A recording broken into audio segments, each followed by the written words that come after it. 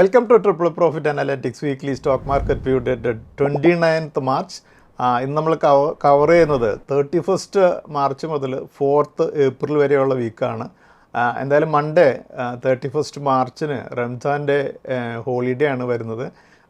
എന്തായാലും വീഡിയോ ഞാൻ എല്ലാവർക്കും ഒരു വളരെ നല്ല റംസാൻ ആശംസിച്ചുകൊണ്ട് തുടങ്ങട്ടെ. നമ്മൾ കഴിഞ്ഞ വീക്കിലും എക്സ്പെക്റ്റ് ചെയ്തിരുന്ന പോലെ തന്നെ ഫിനാൻഷ്യൽ ഇയർ എൻഡിൻ്റെ ലാസ്റ്റ് വീക്ക് ആയതുകൊണ്ട് തന്നെ ഫ്രൈഡേ ആയിരുന്നു ഈ ഫിനാൻഷ്യൽ ഇയറിലെ ഏറ്റവും അവസാനത്തെ ട്രേഡിംഗ് ഡേ വന്നിരുന്നത്. അതുകൊണ്ട് തന്നെ ലാസ്റ്റ് വീക്കിൽ വളരെ ഒരു മ്യൂട്ടഡ് ആയിട്ടുള്ള ട്രേഡിംഗ് തന്നെയാണ് നമ്മൾ കഴിഞ്ഞ വീക്കിലും എക്സ്പെക്റ്റ് ചെയ്തിരുന്നത്. അത് തന്നെയാണ് നടന്നത്. നിഫ്റ്റി കഴിഞ്ഞ വീക്കിൽ ഒരു 168 പോയിൻറ്റ്സോടെ ഉയർന്ന് 23,519 വന്ന് ക്ലോസ് ചെയ്തിരിക്കുന്നത്. നമുക്ക് 26,277 എന്നുള്ളൊരു ഹൈ നിഫ്റ്റി ഒരു സെപ്റ്റംബർ മന്തിൽ ടെസ്റ്റ് ചെയ്തതിന് ശേഷം അവിടെ നിന്നുള്ളൊരു വലിയൊരു കറക്ഷനായിരുന്നു നമ്മൾ കഴിഞ്ഞ 5-6 മാസങ്ങളായിട്ട് കാണുന്നുണ്ടായിരുന്നത്. ഓൾമോസ്റ്റ് എങ്കിലും ഈ ഫിനാൻഷ്യൽ ഇയറിൽ കഴിഞ്ഞ ഫിനാൻഷ്യൽ ഇയറിൽ നിഫ്റ്റി ഒരു 5% ഉയർന്നാണ് ക്ലോസ് ചെയ്തിരിക്കുന്നത്. പക്ഷേ നമുക്കറിയാം മാർച്ച് മന്തിൽ ഒരു റീബൗണ്ട് വളരെ കാര്യമായിട്ടുള്ളൊരു റീബൗണ്ട് 1000 പോയിൻറ്റ്സിലധികമുള്ള ഒരു റീബൗണ്ട് ഉണ്ടായതുകൊണ്ടാണ് ഇങ്ങനെയൊരു ബെറ്റർ ആയിട്ടുള്ളൊരു ക്ലോസിങ് നമുക്ക് ലഭിച്ചത്.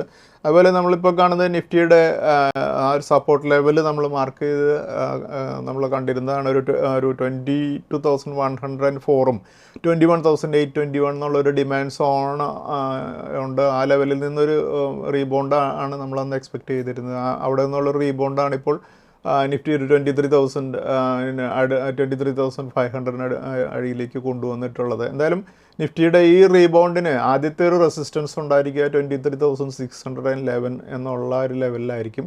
അതിന് മുകളിലേക്ക് നിഫ്റ്റി മൂവ് ചെയ്താൽ ഒരു 24,629 വരെയുള്ളൊരു മൂവ്മെൻ്റാണ് നമുക്ക് ഇനി വരും ദിവസങ്ങളിൽ, അതായത് ഏപ്രിൽ മന്തിൽ നമുക്ക് എക്സ്പെക്റ്റ് ചെയ്യാവുന്നത്.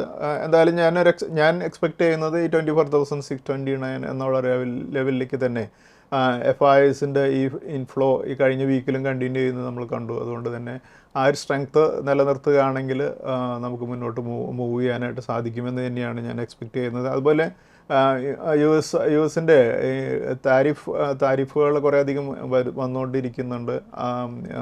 കഴിഞ്ഞ ദിവസത്തിൽ ഓട്ടോമൊബൈൽ സെക്ടറിന് 25% താരിഫ് യു എസ് ഡിക്ലെയർ ചെയ്യുകയുണ്ടായി. എന്തായാലും ഇന്ത്യയുടെ ഓട്ടോമൊബൈൽ കമ്പനീസിന് കാര്യമായിട്ടുള്ള എക്സ്പോർട്ടുള്ള ഒരു കൺട്രിയാണ് യു എസ് എന്നുള്ളത് നമുക്കറിയാം. ഇന്ത്യ ഏറ്റവും കൂടുതൽ എക്സ്പോർട്ട് ചെയ്യുന്നത് യു എസിലേക്ക് തന്നെയാണ്. അതുകൊണ്ട് ആ ഓട്ടോമൊബൈൽ സെക്ടറിലുള്ള കമ്പനികൾക്കെല്ലാം റവന്യൂവിൽ നമുക്ക് കാര്യമായിട്ടുള്ള ഒരു ഇമ്പാക്റ്റ് ഇതുകൊണ്ട് നമുക്ക് പ്രതീക്ഷിക്കാം. പക്ഷേ ഗ്ലോബലി നോക്കുകയാണെങ്കിൽ ജപ്പാനും കൊറിയയൊക്കെയാണ് കൂടുതൽ ഇമ്പാക്റ്റ് വരാൻ പോകുന്നത്. അവരാണ് കൂടുതൽ കാറുകളും ഓട്ടോമൊബൈൽസൊക്കെ യു എസിലേക്ക് എക്സ്പോർട്ട് ചെയ്യുന്ന കൺട്രീസ്. എന്തായാലും ഇന്ത്യ കാര്യമായിട്ടുള്ള ഡിസ്കഷൻസ് യു എസ് ആയിട്ട് നടത്തുന്നുണ്ട് കുറേയധികം ഈ ഇമ്പാക്റ്റുകൾ കുറയ്ക്കാനായിട്ട്. ഇന്ത്യ വളരെ നല്ല രീതിയിൽ ഒരു നല്ല റിലേഷൻ യു എസ് ആയിട്ട് കീപ്പ് ചെയ്യുന്നതുകൊണ്ട് തന്നെ ഇന്ത്യൻ ഇൻഡസ്ട്രികൾക്ക് കാര്യമായിട്ടുള്ള ഇമ്പാക്റ്റ് ഇല്ലാതെ തന്നെ നമുക്ക് ഈ താരിഫ് വാറിന് ഫേസ് ചെയ്യാൻ സാധിക്കുമെന്ന് തന്നെയാണ് നമുക്കിപ്പോൾ എക്സ്പെക്റ്റ് ചെയ്യാവുന്നത്. അതുകൊണ്ട് തന്നെ താരിഫിൻ്റെ ഒരു ഇഷ്യൂ ഉണ്ട്. ഇനി ഇന്ത്യൻ മാർക്കറ്റിലേക്ക് ഒരു കറക്ഷൻ ഞാൻ എക്സ്പെക്റ്റ് ചെയ്യുന്നില്ല. കഴിഞ്ഞ മാസങ്ങളിലുണ്ടായ ഒരു കറക്ഷൻ അതിന് കൂടെ ഡിസ്കൗണ്ട് ചെയ്തിട്ടുണ്ട്. നമുക്ക് ഇപ്പോൾ കാണുന്നത് സെൻസെക്സിൻ്റെ ചാർട്ടാണ്. സെൻസെക്സ് നമുക്ക് കാണാം കഴിഞ്ഞ വീക്കിൽ ഒരു 77,414ലേക്ക് 509 പോയിൻറ്റ്സ് കൂടെ ഉയർന്നാണ് ക്ലോസ് ചെയ്തിരിക്കുന്നത് കാണാം. അതേസമയം മിഡ് ക്യാപ് ഇൻഡെക്സ് ഒരു 178 പോയിൻറ്റ്സ് താഴ്ന്ന് 51,672 വന്ന് ക്ലോസ് ചെയ്തിരിക്കുന്നത്. അതുപോലെ നിഫ്റ്റിയുടെ സ്മോൾ ക്യാപ്പ് ഇൻഡെക്സ് ആണെങ്കിൽ 16,095 ഒരു 89 പോയിൻറ്റ്സിൻ്റെ ഒരു കറക്ഷനോട് കൂടിയാണ് ക്ലോസ് ചെയ്തിരിക്കുന്നത് നമുക്ക് കാണാൻ സാധിക്കും. അപ്പോൾ നിഫ്റ്റിയും സെൻസെക്സും പോസിറ്റീവ് ആയി തന്നെയാണ് കഴിഞ്ഞ വീക്കിൽ ക്ലോസ് ചെയ്തതെന്നുണ്ടെങ്കിലും മിഡ് ക്യാപ്പ് ഇൻഡെക്സും സ്മോൾ ക്യാപ്പ് ഇൻഡെക്സും നെഗറ്റീവായാണ് ക്ലോസ് ചെയ്തിരിക്കുന്നത് നമുക്ക് കാണാൻ സാധിക്കും. അതുപോലെ ഞാൻ കഴിഞ്ഞ വീക്കിൽ കുറച്ച് സ്റ്റോക്കുകളെ അനലൈസ് ചെയ്യുന്നതിനിടയിൽ നമ്മൾ ടാറ്റ മോട്ടോഴ്സ് എന്നുള്ള സ്റ്റോക്ക് നമുക്കറിയാം കുറച്ച് സമയമായിട്ടും ഒരു കറക്ഷനിലൂടെ കടന്നുപോയിക്കൊണ്ടിരിക്കുകയാണ്. റിസൾട്ട്സ് മോശമായതും അതുപോലെ തന്നെ JLRൻ്റെ സെയിൽസിൽ വന്ന ഡിപ്പുമൊക്കെ സ്റ്റോക്കിന് ഒരു നെഗറ്റീവായിട്ടുള്ള ഒരു ഒരു പ്രൈസ് ഇമ്പാക്റ്റിലൂടെയാണ് സ്റ്റോക്ക് കടന്നു പോയിക്കൊണ്ടിരിക്കേണ്ടായിരുന്നത്. പക്ഷേ നമ്മൾ ആ സ്റ്റോക്കിൻ്റെ ഇപ്പോഴത്തെ ഒരു ചാർട്ടിൽ നോക്കുകയാണെങ്കിൽ നമുക്കൊരു inverse head and shoulder pattern നമുക്ക് ഈ സ്റ്റോക്കിൽ കാണാൻ സാധിക്കും. അപ്പോൾ ഇതിൻ്റെ അത് ആ പാറ്റേണിൽ നെക്ക് ലൈനായി വരുന്ന 720 മുകളിലേക്ക് ഇനി ഈ സ്റ്റോക്കിന് മൂവ് ചെയ്യാൻ സാധിക്കുകയാണെങ്കിൽ നമുക്ക് അടുത്ത ഒരു ടാർഗറ്റായിട്ടുള്ളൊരു 840 ലെവലിലേക്കൊക്കെ ടാറ്റ മോട്ടോഴ്സ് മൂവ് ചെയ്യാനുള്ള പോസിബിലിറ്റി ഉണ്ട്. അതുകൊണ്ട് തന്നെ ടാറ്റ മോട്ടോഴ്സിനെ നമുക്ക് ഏപ്രിൽ മന്തിൽ നമ്മുടെ വാച്ച് ലിസ്റ്റിൽ കീപ്പ് ചെയ്യേണ്ട ഒരു സ്റ്റോക്കാണെന്നുള്ളതാണ് എൻ്റെ ഒരു ഒപ്പീനിയൻ. അതുപോലെ നമ്മൾ വളരെ സ്മാർട്ടായിട്ടുള്ള ഒരു റിക്കവറിയാണ് മാർച്ച് മന്തിൽ കണ്ടത്. ഫോറിൻ ഇൻഫ്ലോ ഇന്ത്യയിലേക്ക് വരുന്നത് നമുക്ക് കഴിഞ്ഞ വീക്കുകൾ നമ്മൾ കാണുകയുണ്ടായി. അപ്പോൾ ഇത് കണ്ടിന്യൂ ചെയ്യുകയാണെങ്കിൽ നമ്മുടെ മാർക്കറ്റിന് ഒരു പോസിറ്റീവായിട്ടുള്ള വളരെ നല്ലൊരു പോസിറ്റീവായിട്ടുള്ള ഇമ്പാക്റ്റ് തന്നെയാണ് ഞാൻ മാർക്കറ്റിൽ എക്സ്പെക്റ്റ് ചെയ്യുന്നത്. അപ്പോൾ നമുക്ക് ഞാനെപ്പോഴും മാർക്കറ്റിനെ കുറിച്ച് സംസാരിക്കുമ്പോൾ ഈ പേഷ്യൻസിനെ കുറിച്ച് നമ്മൾ എപ്പോഴും സംസാരിക്കുന്ന ഒരു കാര്യമാണ്. പക്ഷേ നമുക്കറിയാം കുറച്ച് മാസങ്ങളായിട്ട് നമ്മുടെ പോർട്ട്ഫോളിയോയിലുള്ള സ്റ്റോക്കുകൾ അനങ്ങാതെ നിൽക്കുമ്പോൾ ഓരോരുത്തരെ സംബന്ധിച്ചിടത്തോളം വളരെ വിഷമമുള്ളൊരു കാലഘട്ടമാണ് അല്ലേ. നമുക്കറിയാം നമ്മൾ മാർക്കറ്റിൽ എക്സ്പീരിയൻസ് ഉള്ളവർക്കറിയാം കുറേയധികം അവസരങ്ങൾ നമുക്ക് കഴിഞ്ഞ 3-4 വർഷങ്ങളിൽ നമുക്ക് അവസരങ്ങൾ ലഭിച്ചപ്പോൾ ഹ്യൂജ് പ്രോഫിറ്റ്സ് അല്ലെങ്കിൽ ഹ്യൂജ് വെൽത്ത് ക്രിയേറ്റ് ചെയ്യാനുള്ള അവസരങ്ങളുണ്ടായിരുന്നു. അങ്ങനെയുള്ള അവസരങ്ങളിലാണ് നമ്മൾ അത് മാക്സിമം ഉപയോഗിച്ചുകൊണ്ടും വെൽത്ത് ക്രിയേറ്റ് ചെയ്യുകയും ചെയ്തിട്ടുണ്ടല്ലേ. അതിനുശേഷം ഇതുപോലെയുള്ള കറക്ഷൻ്റെ അല്ലെങ്കിൽ കൺസോളിഡേഷൻ്റെ പീരിയഡിൽ നമ്മൾ വലിയ ആക്ടിവിറ്റീസ് ഒന്നും ചെയ്യാതെ നമ്മൾ വളരെ സൈലൻ്റായിട്ട് നിൽക്കുക എന്നുള്ളത് വളരെ ഇമ്പോർട്ടൻ്റ് ആയിട്ടുള്ളൊരു കാര്യമാണ്. അപ്പോൾ അത് ചില സമയത്ത് നമ്മൾ കുറേയധികം ആക്ടിവിറ്റി ചെയ്യുകയും മാർക്കറ്റിൽ കുറേ ആക്ടിവിറ്റീസ് നടക്കുന്ന സമയത്ത് പ്രോഫിറ്റ് നേടാനുള്ള അവസരമുള്ള സമയത്ത് നമ്മൾ അത് നേടുകയും ചെയ്യുക. അതേസമയം ആക്ടിവിറ്റീസ് വളരെ കുറവും അവസരങ്ങൾ വളരെ കുറവുള്ള സമയത്ത് നമ്മൾ വളരെ സൈലൻ്റായിട്ട് ഇരിക്കുക എന്നുള്ളത് വളരെ ഇമ്പോർട്ടൻ്റ് ആണ്. അത് വളരെ കൃത്യമായിട്ട് വാറൻ ബഫെ എന്ന് പറയുന്ന ഇൻവെസ്റ്റ്മെൻറ്റിൻ്റെ ഒരു ഗുരുവായിട്ടുള്ള വാറൻ ബഫെ പറഞ്ഞിട്ടുള്ളൊരു കാര്യമാണ്. The difference between successful people and really successful people is that really successful people say no to almost everything എന്നുള്ളത്. അപ്പോൾ നമ്മൾ ഈ ഒരു സമയത്ത് നമ്മൾ കുറേയധികം കാര്യങ്ങൾ ചെയ്യാതിരിക്കുക, മാക്സിമം കാര്യങ്ങളിലോട് നമ്മളൊരു നോ എന്ന് പറയാനായിട്ട് മാർക്കറ്റിൻ്റെ കറക്ഷൻ സമയത്ത് അല്ലെങ്കിൽ ഇതുപോലെയുള്ള കൺസോളിഡേഷൻ സമയത്ത് പറയാനായിട്ട് സാധിക്കണം. അല്ലെങ്കിൽ നമ്മൾ കുറേയധികം കാര്യങ്ങൾ നമ്മൾ വളരെ റെസ്റ്റ്ലെസ് ആയിട്ട് ചെയ്യാൻ ശ്രമിച്ചു കഴിഞ്ഞാൽ നമുക്ക് നമ്മുടെ ആ ഒരു വെൽത്ത് ക്രിയേഷൻ എന്നുള്ള ഒരു പ്രോസസ്സിനെ അത് കുറേയധികം ബാധിക്കുമെന്നുള്ള കാര്യത്തിൽ സംശയമില്ല. അപ്പോൾ നമ്മൾ കുറേയധികം ഐഡിയാസ് നമുക്ക് തോന്നിയാലും അതിനോടെല്ലാം കൃത്യമായിട്ടുള്ള ഐഡിയാസ് അല്ല എന്ന് തോന്നിക്കഴിഞ്ഞാൽ അല്ലെങ്കിൽ അതിന് സമയമായിട്ടില്ല എന്ന് തോന്നിക്കഴിഞ്ഞിട്ടുണ്ടെങ്കിൽ നമ്മൾ നോ എന്ന് പറയാനായിട്ട് മടിക്കരുത് എന്നുള്ളത് തന്നെയാണ് വാറൻ ബഫെ പറയുന്നത്. അതുപോലെ നമ്മൾ കഴിഞ്ഞ വീഡിയോസിലെല്ലാം നമ്മളൊരു ഹൈ വാല്യൂഡ് ഉള്ള സ്റ്റോക്കുകൾ ഒരു 20%-ലധികമൊക്കെ മുകളിലേക്ക് പോകുന്ന സ്റ്റോക്കുകളെ കുറിച്ച് നമ്മൾ ഡിസ്കസ് ചെയ്യാറുള്ളത് അല്ലേ. ഇപ്പോൾ ഇന്നത്തെ വീഡിയോയിൽ നമുക്ക് അങ്ങനെയുള്ള ഒരു 3-4 സ്റ്റോക്കുകളെ കുറിച്ച് നമുക്ക് ഡിസ്കസ് ചെയ്യാം. അതിൽ ആദ്യത്തെ സ്റ്റോക്കാണ് DCM ശ്രീരാം എന്നുള്ള സ്റ്റോക്ക്. ഈ സ്റ്റോക്ക് ഒരു ഡൈവേഴ്സിഫൈഡ് ആയിട്ടുള്ള ഇൻഡസ്ട്രി എന്നുള്ള ഒരു സെക്ടറിൽ നിന്നുള്ള സ്റ്റോക്കാണ്. ഈ സ്റ്റോക്ക് ഒരു 1079 ലെവലിലാണ് വന്ന് ക്ലോസ് ചെയ്തിരിക്കുന്നത്. DCM ശ്രീരാമും വരും ദിവസങ്ങളിൽ വളരെ നല്ല രീതിയിൽ പെർഫോം ചെയ്യും എന്ന് തന്നെ നമുക്ക് എക്സ്പെക്റ്റ് ചെയ്യാവുന്നൊരു സ്റ്റോക്കാണ്. അതുപോലെ മറ്റൊരു സ്റ്റോക്കാണ് കമ്മോഡിറ്റി കെമിക്കൽസ് എന്നുള്ള ഇൻഡസ്ട്രി എന്നുള്ള ദീപക് ഫെർട്ടിലൈസേഴ്സ്. ഈ സ്റ്റോക്ക് 1116 ലെവലിലാണ് കഴിഞ്ഞ വീക്കിൽ ക്ലോസ് ചെയ്തിരിക്കുന്നത്. ദീപക് ഫെർട്ടിലൈസേഴ്സും വളരെ നല്ല രീതിയിൽ പെർഫോം ചെയ്യാവുന്ന ഒരു സ്റ്റോക്കാണ്.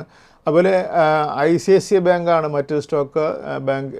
ഇന്ത്യയിലെ ലീഡിംഗ് ബാങ്കായിട്ടുള്ള ICICI ബാങ്ക് കഴിഞ്ഞ വീക്കിൽ ക്ലോസ് ചെയ്തിരിക്കുന്നത് 1348 ഈ സ്റ്റോക്കും വരും ദിവസങ്ങളിൽ നല്ല രീതിയിൽ പെർഫോം ചെയ്യാവുന്ന സ്റ്റോക്കാണ്. അതുപോലെ മാക്സ് ഹെൽത്ത് കെയർ ഇൻസ്റ്റിറ്റ്യൂട്ട് എന്നുള്ള ഹെൽത്ത് കെയർ ഫെസിലിറ്റീസ് എന്നുള്ള ഇൻഡസ്ട്രി എന്നുള്ള ഈ സ്റ്റോക്ക് കഴിഞ്ഞ വീക്കിൽ ക്ലോസ് ചെയ്തിരിക്കുന്നത് 1097 മാക്സ് ഹെൽത്ത് കെയറും നമുക്ക് വരും ദിവസങ്ങളിൽ നല്ല രീതിയിൽ പെർഫോം ചെയ്യും എന്ന് നമുക്ക് എക്സ്പെക്റ്റ് ചെയ്യാവുന്ന സ്റ്റോക്കാണ്. ഞങ്ങൾ 2021 മുതൽ കുറേയധികം പ്രോഫിറ്റ് നേടിയിട്ടുള്ള ഒരു സീരീസ് ആയിരുന്നു ഡയമണ്ട് പിക്ക് സീരീസ് എന്നുള്ളത്.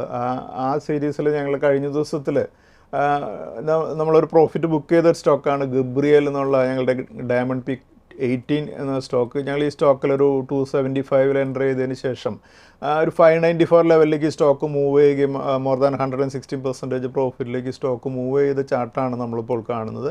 ഇതുപോലെ വളരെ നല്ല രീതിയിൽ ഒരു ഫണ്ടമെൻ്റലി നല്ല സ്റ്റോക്കിനെ ഐഡൻറ്റിഫൈ ചെയ്ത് അതിൽ ഇൻവെസ്റ്റ് ചെയ്ത് 1 to 2 ഇയേഴ്സോളൊക്കെ ഹോൾഡ് ചെയ്ത് മോർ ദാൻ 100%-ലധികം പ്രോഫിറ്റ് നേടുന്ന ഒരു മെത്തേഡാണ് ഡയമണ്ട് പിക്ക് എന്നുള്ള ഒരു സീരീസിലൂടെ ഞങ്ങൾ ചെയ്യുന്നത്. അതിൽ ഞങ്ങളുടെ ഏറ്റവും ലേറ്റസ്റ്റ് ആയിട്ടുള്ള ഡയമണ്ട് പിക്ക് 28 ഞങ്ങൾ കഴിഞ്ഞ വീക്കിൽ റിലീസ് ചെയ്തിട്ടുണ്ട്. ആ സ്റ്റോക്കും അതുപോലെ തന്നെ ഡയമണ്ട് പിക്ക് 27ഉം ഇപ്പോഴും ഞങ്ങളുടെ സ്റ്റോക്കിൻ്റെ ബൈയിങ് റേഞ്ചിന് അടുത്ത് തന്നെയാണ് ട്രേഡ് ചെയ്തുകൊണ്ടിരിക്കുന്നത്. അതുകൊണ്ട് തന്നെ ഈ സ്റ്റോക്കുകളിൽ ഇനിയും ഇൻവെസ്റ്റ് ചെയ്യാനായിട്ട് താല്പര്യമുള്ളവർക്ക് ഇൻവെസ്റ്റ് ചെയ്യാവുന്നതാണ്. ഈ നെക്സ്റ്റ് ഫിനാൻഷ്യൽ ഇയറിൽ വളരെ നല്ല രീതിയിൽ പെർഫോം ചെയ്യാവുന്ന 2 സ്റ്റോക്കുകളാണ് ഞങ്ങൾ ഡയമണ്ട് പിക്ക് 27ഉം 28 ആയിട്ടും നൽകിയിട്ടുള്ളത്. അതുപോലെ ഞങ്ങളുടെ ട്രിപ്പിൾ സ്വിംഗ് ഡെലിവറി എന്നുള്ള ഷോർട്ട് ടൈം ഇൻവെസ്റ്റ്മെൻറ്റിനുള്ള റെക്കമെൻഡേഷൻസ് നൽകുന്ന പാക്കേജിൽ ഞങ്ങൾ കുറച്ചധികം സ്റ്റോക്കുകൾ കഴിഞ്ഞ ദിവസങ്ങളിൽ പ്രോഫിറ്റ് ബുക്ക് ചെയ്യുകയുണ്ടായി. അപ്പോൾ അതിൽ ആ സ്റ്റോക്കുകളിൽ നമുക്ക് ചാർട്ടുകളൊന്ന് നോക്കാം. കഴിഞ്ഞ വീക്കിൽ ഞങ്ങൾ റെക്കമെൻഡ് ചെയ്ത പ്രോഫിറ്റ് ബുക്ക് ചെയ്തൊരു സ്റ്റോക്കാണ് കാപ്രി ഗ്ലോബൽ ക്യാപിറ്റൽ എന്നുള്ള സ്റ്റോക്ക്. ഞങ്ങൾ ഈ സ്റ്റോക്ക് ഒരു 185 ലെവലിൽ എൻ്റർ ചെയ്തതിന് ശേഷം കഴിഞ്ഞ വീക്കിൽ സ്റ്റോക്കിൽ ഞങ്ങളൊരു 215 എന്നുള്ള ലെവലിൽ പ്രോഫിറ്റ് ബുക്ക് ചെയ്തപ്പോൾ ഒരു 16% പ്രോഫിറ്റ് ഞങ്ങൾക്ക് ബുക്ക് ചെയ്യാനായിട്ട് സാധിച്ചു. അതുപോലെ ചമ്പൽ ഫോർട്ട് എന്നുള്ള സ്റ്റോക്ക് ഞങ്ങളൊരു 460 എൻ്റർ ചെയ്തതിന് ശേഷം 600 പ്രോഫിറ്റ് ബുക്ക് ചെയ്തപ്പോൾ ഒരു 30% പ്രോഫിറ്റ് ബുക്ക് ചെയ്യാനായിട്ട് ഞങ്ങൾക്ക് ചമ്പൽ ഫോർട്ടിൽ സാധിക്കുകയുണ്ടായി. അതുപോലെ ഗ്രാഫൈറ്റ് എന്നുള്ള സ്റ്റോക്ക് ഞങ്ങൾ 445 എൻ്റർ ചെയ്തതിന് ശേഷം 515 പ്രോഫിറ്റ് ബുക്ക് ചെയ്തത്. ആ ലെവലിൽ ഞങ്ങൾക്കൊരു 15% പ്രോഫിറ്റ് ബുക്ക് ചെയ്യാനായിട്ട് സാധിച്ചു. അതുപോലെ മറ്റൊരു സ്റ്റോക്കാണ് ലോറസ് ലാബ്സ് എന്നുള്ള സ്റ്റോക്ക്. ഈ സ്റ്റോക്ക് ഞങ്ങളൊരു 365 എൻ്റർ ചെയ്തതിന് ശേഷം 475 പ്രോഫിറ്റ് ബുക്ക് ചെയ്തപ്പോൾ ഒരു 30% പ്രോഫിറ്റ് ഞങ്ങൾക്ക് ബുക്ക് ചെയ്യാനായിട്ട് ആ സ്റ്റോക്കിൽ സാധിക്കുകയുണ്ടായി. അതുപോലെ ഞങ്ങളുടെ മറ്റൊരു പാക്കായിട്ടുള്ള വെൽത്ത് ബിൽഡർ എന്നുള്ള റെക്കമെൻഡേഷൻസിൽ ഞങ്ങൾ മംഗലം സിമെൻറ്റ് എന്നുള്ള സ്റ്റോക്കിൽ ഞങ്ങൾ 455 എൻ്റർ ചെയ്യുകയും 730 പ്രോഫിറ്റ് ബുക്ക് ചെയ്യുകയും ചെയ്തപ്പോൾ ഒരു 60% പ്രോഫിറ്റാണ് ഞങ്ങൾക്ക് അതിൽ ബുക്ക് ചെയ്യാനായിട്ട് സാധിച്ചത്. അതുപോലെ വോൾട്ടാസ് എന്നുള്ള സ്റ്റോക്ക് 810 എൻ്റർ ചെയ്ത് 1055 പ്രോഫിറ്റ് ബുക്ക് ചെയ്തപ്പോൾ ഒരു 30% പ്രോഫിറ്റൂടെ ഞങ്ങൾക്ക് വോൾട്ടാസിൽ ബുക്ക് ചെയ്യാനായിട്ട് സാധിക്കുകയുണ്ടായി. അതുപോലെ നമ്മൾ കഴിഞ്ഞ വീക്കിലെ ബെസ്റ്റ് പെർഫോമിംഗ് സ്റ്റോക്കുകളുടെ ലിസ്റ്റ് നോക്കുമ്പോൾ അങ്ങനെ പെർഫോം ചെയ്ത ഏറ്റവും ബെസ്റ്റ് ഒരു 15 സ്റ്റോക്സിൻ്റെ ഡാറ്റയാണ് നമ്മളിപ്പോൾ കാണുന്നത്. അതിൽ BSE 22% ഉയർന്നാണ് കഴിഞ്ഞ വീക്കിൽ ക്ലോസ് ചെയ്തതെന്നുണ്ടെങ്കിൽ ട്രാൻസ്ഫോമേഴ്സ് ആൻഡ് റെക്ടിഫയേഴ്സ് 21% ഉയർന്നും, PTC ഇൻഡസ്ട്രീസ് 18% ഉയർന്നും, വളോർ എസ്റ്റേറ്റ് 18% ഉയർന്നും, റിലയൻസ് പവർ 17% ഉയർന്നും, ജുപ്പിറ്റർ വാഗൻസ് 17% ഉയർന്നും, BEML 17% ഉയർന്നും, സെൻ ടെക്നോളജീസ് 14% ഉയർന്നും, മാംഗ്ലൂർ റിഫൈനറി 14% ഉയർന്നും, HEG 13% ഉയർന്നും, ഇൻ്റർനാഷണൽ ജിയോളജിക്കൽ ഇൻസ്റ്റിറ്റ്യൂട്ട് 11% ഉയർന്നും, ആസ്റ്റർ ദിയം ഹെൽത്ത് കെയർ 11% ഉയർന്നും, അലംബിക് ഫാർമ 11% ഉയർന്നും, ഫോർട്ടിസ് ഹെൽത്ത് കെയർ 11% ഉയർന്നും, നാവ 11% ഉയർന്നാണ് ക്ലോസ് ചെയ്തത്. ഈ സ്റ്റോക്കുകളെല്ലാം ഒരു അപ് ട്രെൻഡിലുള്ള സ്റ്റോക്കുകളായതുകൊണ്ട് തന്നെ നമുക്ക് സ്റ്റോക്കുകളെ നമ്മുടെ വാച്ച് ലിസ്റ്റിൽ നമുക്ക് കീപ്പ് ചെയ്യാം. അതുപോലെ നമ്മൾ കഴിഞ്ഞ വീക്കിൽ ഫോറിൻ ഇൻസ്റ്റിറ്റ്യൂഷൻസിൻ്റെ ഡാറ്റ നോക്കുമ്പോൾ ഫോറിൻ ഇൻസ്റ്റിറ്റ്യൂഷൻസ് 17,426.4 ക്രോഡ്സിൻ്റെ ബയേഴ്സായിരുന്നു. അതുപോലെ ഡൊമസ്റ്റിക് ഇൻസ്റ്റിറ്റ്യൂഷൻസ് 6,797.4 ക്രോഡ്സിൻ്റെ ബയേഴ്സായിരുന്നു. നമുക്ക് കഴിഞ്ഞ വീക്കിലെ ഡാറ്റയിലും ഫോറിൻ ഇൻസ്റ്റിറ്റ്യൂഷൻസും അതുപോലെ ഡൊമസ്റ്റിക് ഇൻസ്റ്റിറ്റ്യൂഷൻസും ബയേഴ്സ് ആയിരുന്നു എന്നുള്ളത് കാര്യം കാണാം. അതുകൊണ്ട് തന്നെയാണ് മാർക്കറ്റിൻ്റെ ഒരു റീബൗണ്ട് ഇനിയും വരും ദിവസങ്ങളിലും കണ്ടിന്യൂ ചെയ്യും എന്ന് നമുക്ക് എക്സ്പെക്റ്റ് ചെയ്യാവുന്നത്. നെക്സ്റ്റ് നമുക്ക് നിഫ്റ്റിയുടെ അനാലിസിസിലേക്ക് കടക്കാം. നമ്മളിപ്പോൾ കാണുന്നത് നിഫ്റ്റിയുടെ കഴിഞ്ഞ വീക്കിലെ ട്രേഡിംഗ് പാറ്റേൺ ആണ്.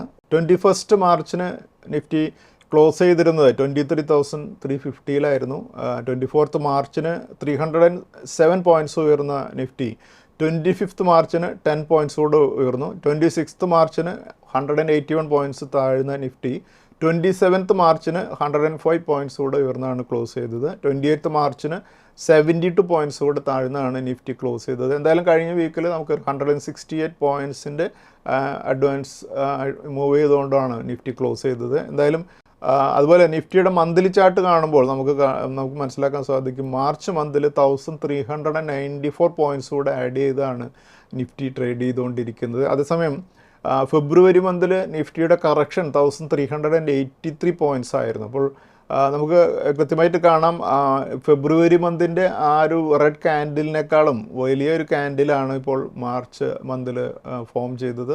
എന്തായാലും ആ ഫെബ്രുവരി മന്തിലെ കറക്ഷൻ നമ്മൾ മാർച്ച് മന്തിൽ തിരിച്ചു പിടിച്ചിരിക്കുന്നത് നമുക്ക് ഈ ക്യാൻഡിലിൽ നിന്ന് നമുക്ക് കാണാൻ സാധിക്കും.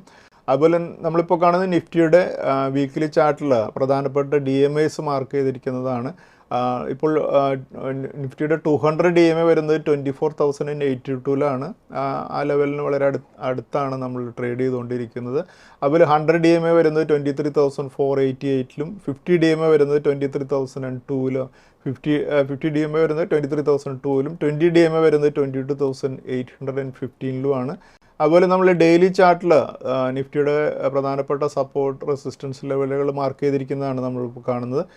നിഫ്റ്റിയുടെ പിവറ്റ് പോയിന്റ് വരുന്നത് 23,600 ആ ലെവലിന് മുകളിലേക്ക് മൂവ് ചെയ്യുകയാണെങ്കിൽ നിഫ്റ്റിയുടെ അടുത്ത റെസിസ്റ്റൻസുകൾ 23,788 24,245 24,629 25,022 26,176 എന്നീ ലെവൽസ് ആയിരിക്കും. അതേസമയം 23,600 താഴേക്ക് നിഫ്റ്റി മൂവ് ചെയ്താൽ സപ്പോർട്ട് ലെവലുകളായിരിക്കുക 23,331 23,142 22,873 22,366 21,212 20,461 എന്നീ ലെവൽസാണ് നമുക്ക് മനസ്സിലാക്കാൻ സാധിക്കും. എന്തായാലും ഈ 23,600 എന്നുള്ള ലെവൽ വളരെ ഒരു ക്രൂഷ്യലായിട്ടുള്ള ലെവലാണ്. അതിന് മുകളിൽ മൂവ് ചെയ്താൽ നിഫ്റ്റി 24,629 എന്നുള്ള ലെവലിലേക്ക് ആയിരിക്കും മൂവ് ചെയ്യുക. അതുപോലെ നമുക്കിനി നിഫ്റ്റിയുടെ നെക്സ്റ്റ് വീക്കിലേക്കുള്ള ഒരു വീക്കിലി റേഞ്ച് ഫിക്സ് ചെയ്യുമ്പോൾ അപ്പർ റേഞ്ച് 24,629 ലോവർ റേഞ്ച് 22,873 ആയിരിക്കും. അതേസമയം പിവറ്റ് പോയിന്റായിട്ട് നിൽക്കുക 23,600 ആയിരിക്കും. നെക്സ്റ്റ് നമുക്ക് അടുത്ത ആഴ്ചയിൽ ഇൻവെസ്റ്റ്മെൻറ്റ് സ്ട്രാറ്റജീസിലേക്ക് കടക്കുമ്പോൾ നമ്മുടെ ഈ വീക്കിലെ സ്റ്റോക്ക് ഓഫ് ദി വീക്കായിട്ട് നമ്മൾ ഡിസ്കസ് ചെയ്യുന്ന stock Aster DM health care എന്നുള്ള സ്റ്റോക്കാണ്. ഈ ആസ്റ്റർ മെഡിസിറ്റി എന്നുള്ള സ്റ്റോക്ക് 483 കഴിഞ്ഞ വീക്കിൽ ക്ലോസ് ചെയ്തിരിക്കുന്നത്. ഈ ലെവലിന് മുകളിലേക്ക് ആസ്റ്ററിന് മൂവ് ചെയ്യാൻ സാധിക്കുകയാണെങ്കിൽ അടുത്തൊരു റെസിസ്റ്റൻസ് 535 ആയിരിക്കും. അതുകൊണ്ട് നമ്മുടെ ഇന്നത്തെ stock of the week Aster DM health care ആണ്. അതുപോലെ നമ്മുടെ ട്രിപ്പിൾ ടെക്നിക്കൽ പിക്കായിട്ട് നമ്മളിന്ന് ഡിസ്കസ് ചെയ്യുന്ന സ്റ്റോക്ക് LT ഫുഡ്സ് ആണ്. ഈ സ്റ്റോക്ക് കഴിഞ്ഞ വീക്കിൽ ക്ലോസ് ചെയ്തിരിക്കുന്നത് 381 ഈ ലെവലിന് മുകളിലേക്ക് LT ഫുഡ്സ് മൂവ് ചെയ്യുകയാണെങ്കിൽ അടുത്ത ഈ സ്റ്റോക്കിൻ്റെ റെസിസ്റ്റൻസ് 417 അതുപോലെ നമ്മുടെ നെക്സ്റ്റ് വീക്കിലേക്ക് ഒരു ടെക്നിക്കൽ ബ്രേക്കൗട്ടുള്ള സ്റ്റോക്കുകൾ ഏതൊക്കെയാണെന്ന് നോക്കാം. ഈ സ്റ്റോക്കുകൾ Ageas logistics, JSW infra, Chambal food, JEC India, അതുപോലെ ശാരദ എനർജി എന്നീ സ്റ്റോക്കുകളാണ്. ഈ സ്റ്റോക്കുകളും ഒരു അപ് ട്രെൻഡിലുള്ളതുകൊണ്ട് നമുക്ക് അടുത്ത ആഴ്ചയിൽ ഈ സ്റ്റോക്കുകളെയും നമ്മുടെ വാച്ച് ലിസ്റ്റിൽ കീപ്പ് ചെയ്യാം. Thank you. സെബി നൽകുന്ന രജിസ്ട്രേഷനും നിസം സർട്ടിഫിക്കേഷനും റിസർച്ച് അനലിസ്റ്റിന്റെ പ്രകടനത്തിന് ഒരു ഉറപ്പും നൽകുന്നില്ല. സെക്യൂരിറ്റീസ് മാർക്കറ്റുകളിലെ നിക്ഷേപം നഷ്ടസാധ്യതകൾക്ക് വിധേയമാണ്. നിക്ഷേപിക്കുന്നതിന് മുമ്പ് ബന്ധപ്പെട്ട എല്ലാ രേഖകളും ശ്രദ്ധാപൂർവം വായിക്കുക. ഇന്ന് ഉദ്ധരിച്ച സെക്യൂരിറ്റികൾ ഉദാഹരണങ്ങൾ മാത്രമാണ്, റെക്കമെൻഡേഷൻസ് അല്ല.